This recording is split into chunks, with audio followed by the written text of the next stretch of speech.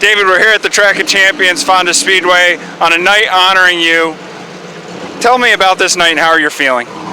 Well, it's kind of both ways, you know. I feel good that it's going to be 50 years. I've done it, accomplished it, and yeah, I'm going to miss it.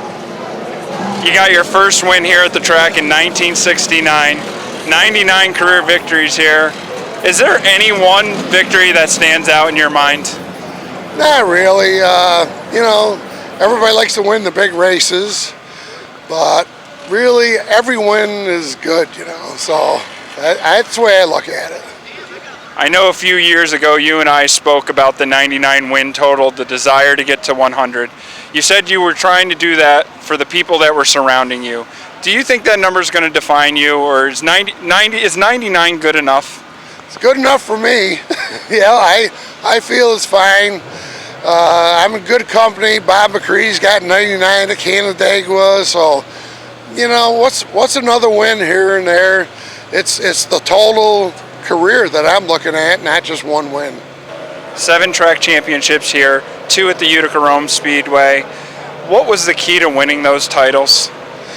Well, consistency is with points. You know, you got to be consistent and you got to win too.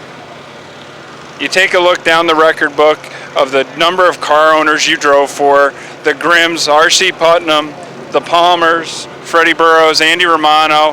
What was it like to drive for all those famous car owners? Well, they were all very supportive, and if you got somebody behind you that's supportive, you can do things that you know you normally think you can't do. So that's the thing, you have somebody behind you.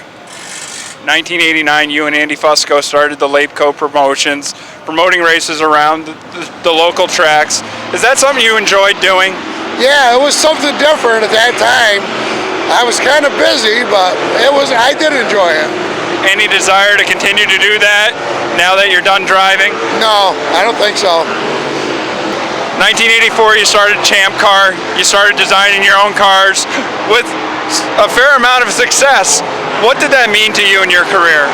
Well, it was good to see a lot of other drivers drive my cars and do good.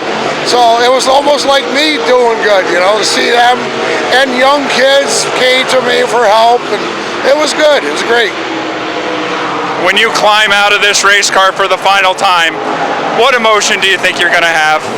Well, I'm probably going to miss it, but I'm also looking forward to doing something different in my life. So I got to decide what that's going to be. You have a lot of crew members that have been with you for a really long time. A lot of people that have been and sponsors that have been associated with you forever. What does it mean to you to have them support you for so long? Well, you can't do it without them. You know, you can't just be alone, and you've got to have a lot of people behind you and a lot of good people. Earlier this season, you were involved in a pretty bad wreck. Did you think that at that point you were done? No, I didn't really, but it took us a long time to get the car back together. It took me a while to heal up, but I'm glad I could make it back for tonight. If there's one thing you thought you were going to miss about driving, what do you think that might be? Well, I like the competition of it. It's fun, and there's a lot of good drivers, great drivers that I've raced against, you know. And just to be out there, when I first started racing, I was out there with Pete Corey, Bill Wimble, you know, Kenny Shoemaker. Well, it was just great to be out there with them.